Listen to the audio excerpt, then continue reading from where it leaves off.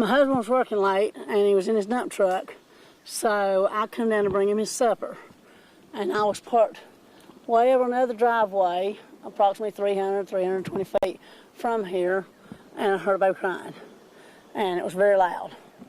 Well, I listened for about 5 minutes, and when it didn't quiet down, I called my daughter at home and told her, said, Cordy, come down here. There's somewhere there's a baby down here in the woods or something. There's something happening to a baby. So she come down the driveway and got over where I was parked, and she said, Mom, that sounds closer than up in them woods. So she come walking all the way up the driveway. When she got to there, she screamed, it's a baby. So my husband took her car and come flying up this way, and I took my car and flew up here, left his dump truck down the road, and he seen the car seat and the baby, and went straight. Scott, you want to show us what you just found? Kind of fire reading glasses looked to me like. So you found those just a second ago? Mm-hmm. Down underneath, exactly where the baby was at, right? Mm-hmm. You think maybe they belong to the mom, or what would you think? I think perhaps we should let the police not touch them. Yeah, not touch them. No. Time my husband got here, he had done seen the car seat and the baby. I came up this side, I couldn't see it, and Scott went straight down the bank right here to get the baby in the car seat, and then he came up with the baby. She quit crying immediately after he picked her up. There was no more crying. She was obviously wet and hungry and cold and banged up a little bit from the roll down, I guess. But I'd say in excellent condition for what she'd been through. And then my husband handled it from there. He just went on down and got her. How thankful are you today that the baby's doing okay? Well, I have 3 children, and they're 26, 23, and 21, and they're still my babies, and they all live at home.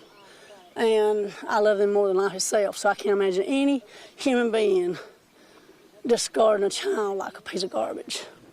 So that's very heartbreaking to me. And when you first heard the cries, you were down here closer to the road? I was about 320 feet down at Slick Rock when I could hear it screaming. I mean, it was screaming profusely, very loud. What goes through your mind? Well, I kept thinking, it's not one of my youngest because they're not that little. It didn't make sense. Nothing about it made sense. And I thought somewhere's hurting a baby. There's something going on. So that's when I called my daughter. And she come walking up, and from that point she found it. She saw the car seat. I can't see that good, but she could see the car seat down in there. And my husband then saw the little pink outfit. I guess, how soon after you guys discovered the baby did you realize that was the baby they were looking for? I didn't know that until the officers got here. Lowell Griffin's a good friend of ours. Went to school with him, think a lot of him, and he handled this thing like a pro. And he had mentioned we've been looking for this little baby. And I said, thank God in heaven it's okay. And they took her straight to Mission. So. Yeah, and we're not, they charged mom with attempted murder and this.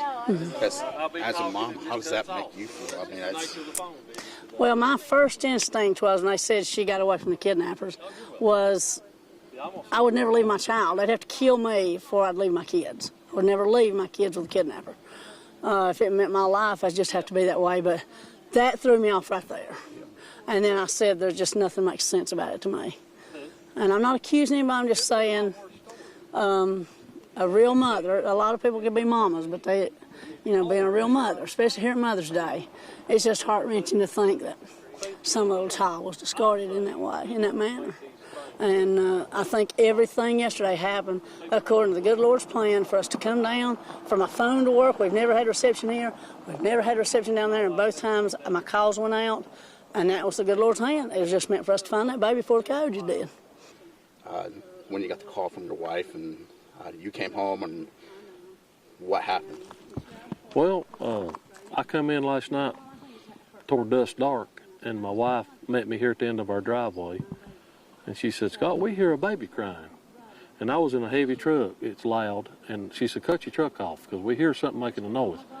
So I did. And we were standing there listening, and you could hear a sound of a cry. We couldn't make it out if it was a crow or what there right off the bat. And my daughter walked up the driveway here. In a few minutes, she reared back. She said, Daddy, my God, come here. And I knew something was wrong. And I went to where she was at, and I seen the baby down over the bank there. against I couldn't tell against a log or a rock, so I went on down in there to get it. And it was a little girl, best I could tell, and dressed in pink. But she'd fell out of her baby chair against a rock and bumped her head, and she was skinned up a little. But when I picked her up, she quit crying and seemed to be okay. And from that point on, EMS took over when I got her out. How thankful are you that you guys were able You can't put that in words, how thankful I am. That could have been a different story. The baby could have been found or maybe not ever found, or maybe a bad situation where it fell in there and got killed, you know. Earlier, you said something up and down this road. There's places where... Oh, anywhere in these mountains. You know, there's places people could do this, and they may not ever find it. And just by chance, we heard it crying, or we may not have knew it was there.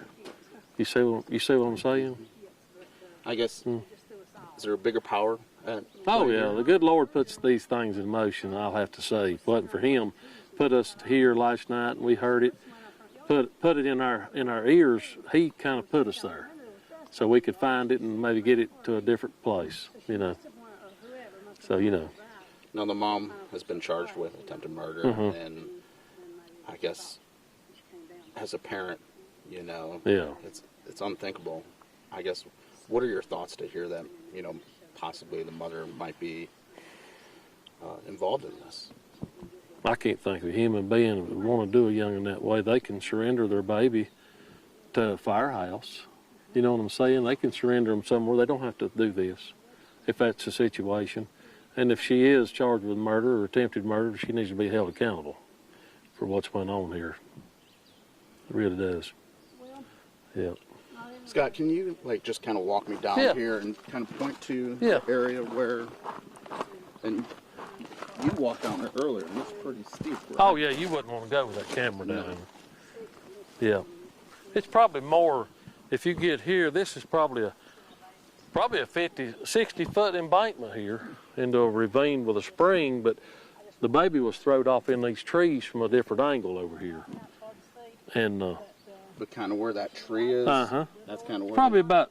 You're probably about 50, 60 feet from here where the baby was. And when you first went down the first time, how did you go down? Did you go down this way, or did you come in from the bottom? No, I went down from here on an angle to it. It looked to me like the baby had been dropped over this rock wall right here, off in there.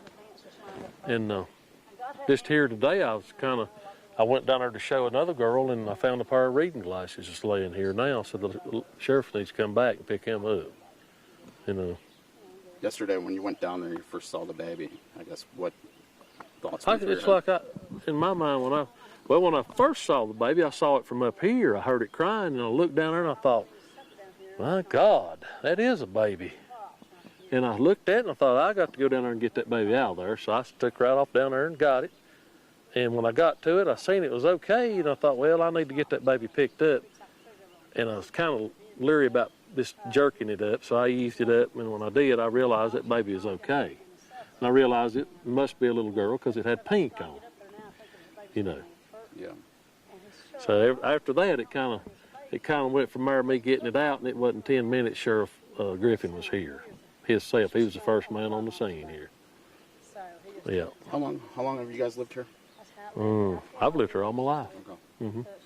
But the house on the property? Built the house in 89, 90. Okay. But I've lived here since, born and raised right here on this property all my life. Never in your life seen anything like this, right? Never in my life. Heard about it, but never like this, you know. Can't imagine.